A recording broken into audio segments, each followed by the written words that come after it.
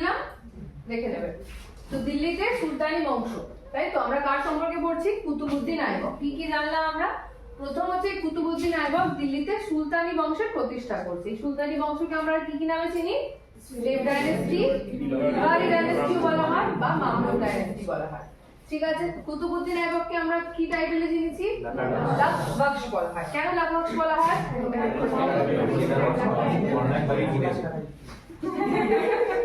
কারণ মোহাম্মদ ঘুরি এটাকে 1 লাখ টাকার বিনিময়ে কিনেছিলেন, তাই তো, তাই জন্য লাখ বখশ বলা হয়।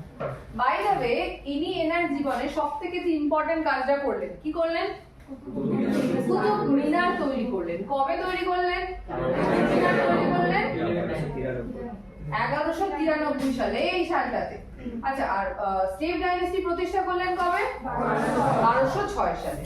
ঠিক আছে, তো এই সালগুলো মনে থাকবে পরপর কি কি হয়েছে। আরেকবার রিভাইজ করো। 1191 তরাইনের প্রথম যুদ্ধ, 1192 তরাইনের দ্বিতীয় যুদ্ধ, 93 কুতুব মিনারের কনস্ট্রাকশনটা শুরু হয়েছে, 1194 চাঁদওয়ারের যুদ্ধ কাদের মধ্যে হলো? মোহাম্মদ ঘুরির সাথে রাজা জয়চাঁদ। রাজা জয়চাঁদ কোথাকার রাজা? গণের রাজা ছিল। চলো নেক্সট, কুতুব মিনার। কুতুব মিনার যে তৈরি হলো, কুতুবউদ্দিন আইবক কি নিজের নামে তৈরি করলেন? না। কার নামে তৈরি করলেন? উনি একজন সুফি সাধককে মানতেন। সেই সুফি সাধকের কি নাম? কুতুবউদ্দিন বখতিয়ার কাকি, তাই তো? এনার নামে তৈরি হলো কুতুব মিনার।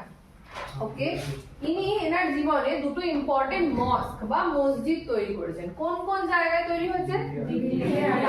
একটা দিল্লিতে তৈরি করেছেন আর একটা আজমিরে তৈরি করেছেন। Very good.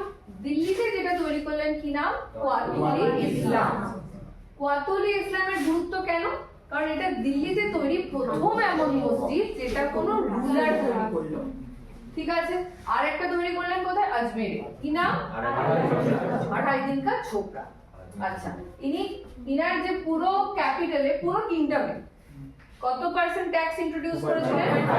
2.5%। আচ্ছা, যে কোনো রাজ্য চালাতে গেলে সবথেকে কি ইম্পর্টেন্ট? ক্যাপিটাল। এনার কতগুলো ক্যাপিটাল ছিল? দুটো ক্যাপিটাল ছিল। ফার্স্ট ক্যাপিটাল কি ছিল?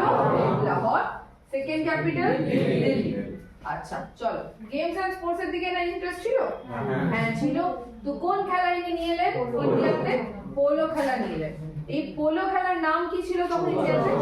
চৌঘান। Very good. কিন্তু এর মৃত্যু কিভাবে হলো?